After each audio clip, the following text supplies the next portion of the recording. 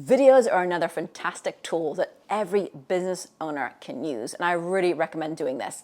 It's your sales team that you can use 24/7 because it's there, people can access it anytime, and they can see the same videos over and over again. You can store them on your YouTube channel, they're there on your social media, and it's something that people really enjoy watching.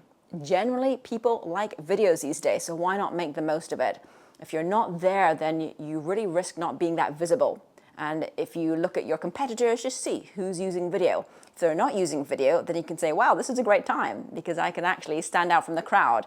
If they are using video, then it's another reason to get out there and make sure that you're seen as well. The key to doing great videos is to make sure you're well prepared. So think about the content that you want to say before you even get there. So what do you want to say, and what kind of things do you want to share? What value do you need to educate your audience? So what are the purpose of your videos? Is it to educate your audience, to inform them, to share some of your experience, and try to create a program for yourself where you can split your content into small, manageable snippets. Or you can record a longer form content and divide that up into shorter form video. Ultimately, what you want to do is be clear on your content before you start videoing. Then, of course, it's looking into the tech side, which doesn't have to be difficult. In fact, this day and age, it's easier than ever before because you can just do this on your smartphone.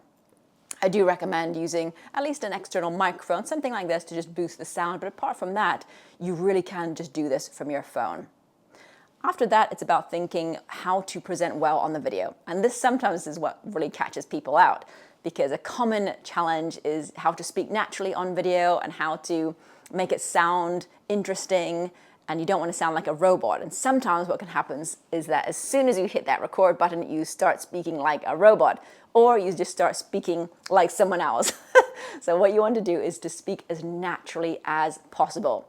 Speak naturally, and this can take a little bit of practice. You might want to have someone sat there behind the camera so that you're actually speaking to them.